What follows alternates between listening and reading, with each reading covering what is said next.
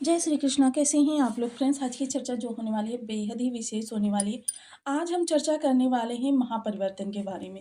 महापरिवर्तन करके आपके बहुत से प्लैनेट्स जो हैं, मेजर प्लैनेट अपने स्थान का परिवर्तन करेंगे और स्थान का परिवर्तन करते ही इनके प्रभाव भी आपके लिए परिवर्तित होने वाले हैं।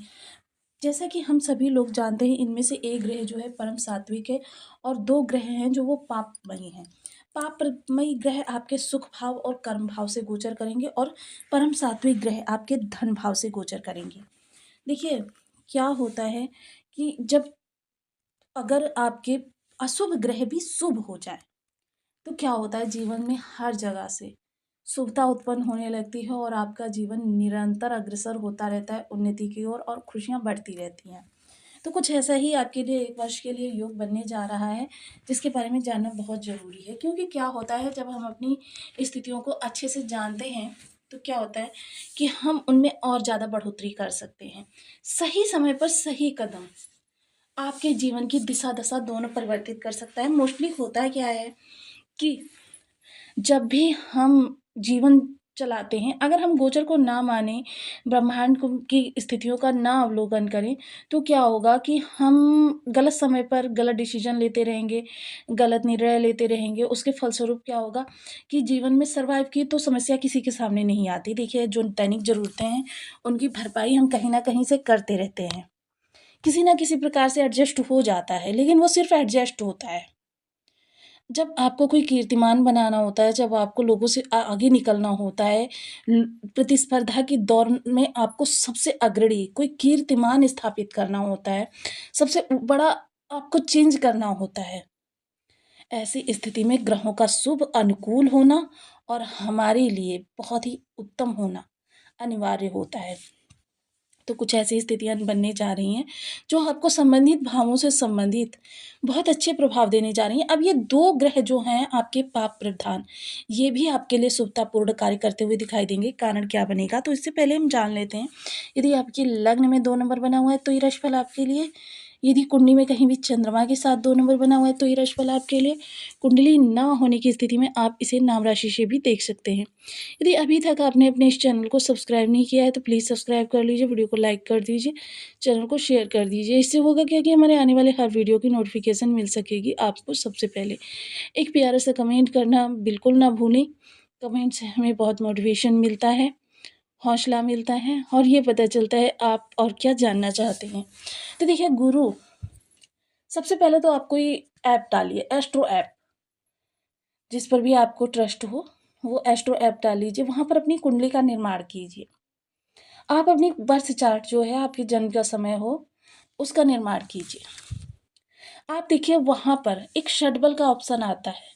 उस षटबल से हमें क्या पता चलता है, हमें ये हमारे जो 12 भाव होते हैं, इनके बल का पता चलता है, कौन-सा भाव कितना ज़्यादा बली है। नंबर 1 पर कौन-सा भाव बली है, नंबर 2 पर कौन-सा भाव बली है, नंबर 3 पर कौन-सा भाव बली है, किस भाव के पास कितना अधिक बल है। अब ये 2 भाव जो हमारे होते हैं, ये धन भाव होते हैं, धन के भाव।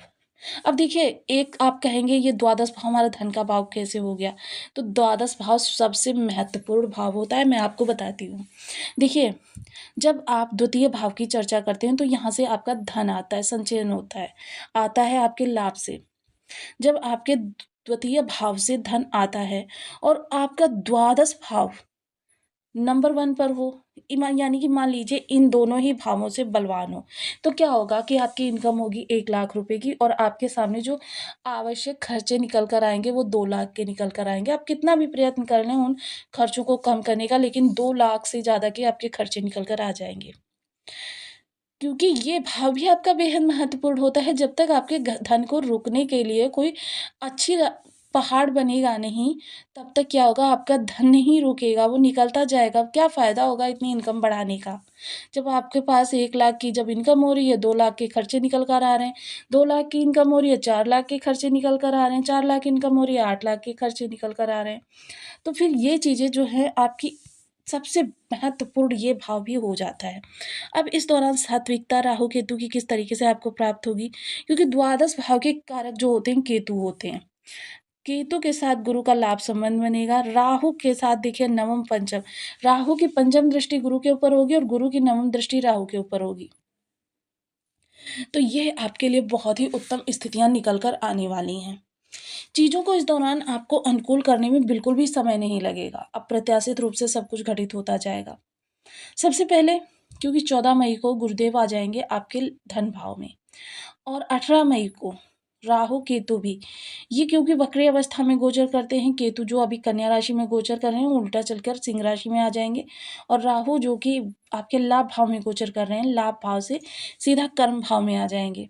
अब नवम पंचम योग बनेगा तो देखिए ज्योतिष का एक सिद्धांत है, गुरु राहु के प्रभाव में हो या राहु गुरु के प्रभाव में हो, दोनों ही स्थितियाँ आपके लिए राहु को शुभ कर देती हैं। जैसे चाहे राहु गुरु के नक्षत्र में हो, गुरु राहु के नक्षत्र में हो, राहु के अंदर सात्विकता आ जाती है, राहु के अंदर नैतिकता आ जाती है, गुण आ जाते हैं गुरु के। क्योंकि राहु का स्वभाव है, जिस भाव में बैठते हैं, जिस ग्रह के साथ बैठते हैं, उसके जैसा ही रूप ले लेते हैं। तो इस दौरान राहु गुरु के जैसे प्रभाव देते हुए दिखाई देंगे। तो यहाँ से बैठकर गुरुदेव सबसे पहले आपकी वाणी को पोलाइट करेंगे। वाणी को इतना चतुर बना देंगे कि आप अपना कार्य सामने वाले से किस तरीके से निकलवाना है, सात्विकता से, कोई भी गलत तरीके से नहीं, सात्विकता से। यह आपकी वाणी के इस दौरान विशेषता होगी। खान-पान बेहद सात्विक होगा। बच्चा-बच्ची का विशेष ध्यान रखें, किसी मित्र विशेष के द्वारा या किसी वेल विशर के द्वारा, संबंधी के द्वारा इस दौरान आपके बच्चे का भक्षण करवाने के लिए प्रयास किया जा सकता है। धन संचयन के योग भी निर्मित होंगे। साथ ही साथ कुटुंबियों से रिलेशन बहुत अच्छे होते हुए दिखाई देंगे। अगर अभी तक आपके कुटुंबियों के साथ किसी प्रकार की दूरी बनी हुई है, मनमुटाव है आप लोगों के मध्य, तो आपका ये सब कुछ अब समाप्त होता हुआ दिखाई देगा। अब यहाँ से अगर इस दौरान चर्चा करें हम पंचम दृष्टि की, पंचम दृष्टि जाएगी सीधे षष्ठ भाव पर। तो देखिए शत्रु का निवारण करने के लिए शत्रु होना आवश्यक है। इस दौरान शत्रुता बढ़ेंगी, किंतु शत्रुताओं का निवारण करने के लिए जिस तरीके के आप कदम उठाएँगे, उन कदम से क्या होगा, शत्रु भी आपके मित्र बनने के लिए बाध्य हो जाएँगे। उनकी आँखों में आपके लिए इतनी ज़्यादा रिस्पेक्ट आ जाएगी कि वो स्वयं ही अपनी शत्रुता को भुलाकर आपसे मित्रता कर लेंगे। तो ये आपके लिए सबसे अच्छा होने वाला है। ऋण देन-लेन से बचिए। हालाँकि अगर ले लेंगे आप इस दौरान तो ऋण, तो क्या होगा, गुरु ससम्मान उस ऋण को वापस करवा देंगे। हालाँकि इस समय मंगल के नक्षत्र में है, जब तक ये मंगल के नक्षत्र में है आप किसी को धन दें नहीं। देने से क्या होगा, वो व्यक्ति कभी भी अपनी वर्तमान स्थिति से आगे नहीं निकल पाएगा। ये एक प्रकार का दुर्योग कहा जा सकता है। सप्तम दृष्टि जो है आपके अष्टम भाव पर जाएगी, तो सबसे उत्तम स्थिति उन लोगों के लिए होगी जो किसी प्रकार की गुप्त साधना करना चाहते हैं, समाधि में जाना चाहते हैं, सिद्धि प्राप्त करना चाहते हैं, योग क्रिया करना चाहते हैं, या फिर किसी भी प्रकार से, जैसे आप बीज मंत्रों का जाप ही ले लीजिए। अगर आप बीज मंत्रों के जाप करना चाहते हैं तो इसमें भी आपको एक बार में ही सफलता प्राप्त हो जाएगी, क्योंकि बीज मंत्र की भी एक सिद्ध संख्या होती है। उस संख्या के पूर्ण होते ही बीज मंत्र सिद्ध हो जाता है। रिसर्च फील्ड, गुप्तचर विभाग, इंटेलिजेंस डिपार्टमेंट, आइडेंटिटी को छिपाकर किए जाने वाले कार्य, ज्योतिष, तंत्र मंत्र, मेडिकल लाइन, इन सभी से जुड़े हुए हैं तो फिर आपके लिए बहुत अच्छी स्थितियां निकल कर आ रही हैं। अचानक धन लाभ के योग बनेंगे, ससुराल पद से संबंध सुधरेंगे, ननिहाल पद से आवश्यकता है। नवम दृष्टि राहु पर जाएगी तो कार्य क्षेत्र के लिए बहुत अच्छा है। देखिए आपका दिमाग इस समय पर बहुत तीव्रता से, अनुकूलता से स्थितियों के बारे में अवलोकित करता हुआ दिखाई देगा। इस दौरान आपकी जो स्थितियाँ बनेंगी इस तरीके की बनेंगी कि आप हर व्यक्ति को उसकी भाषा के अनुसार, यानी कि उसकी हाव-भाव भंगिमा से आप समझकर उसके अनुसार कार्य करते हुए दिखाई देंगे। इससे क्या होगा, हर व्यक्ति की आपको अनुकूलता, प्रशंसा प्राप्त होगी। आप अगर कार्य क्षेत्र में कोई बदलाव करना चाहते हैं, उसके लिए भी आपके शत्रु भी आपके लिए फ़ेवर करते हुए दिखाई देंगे।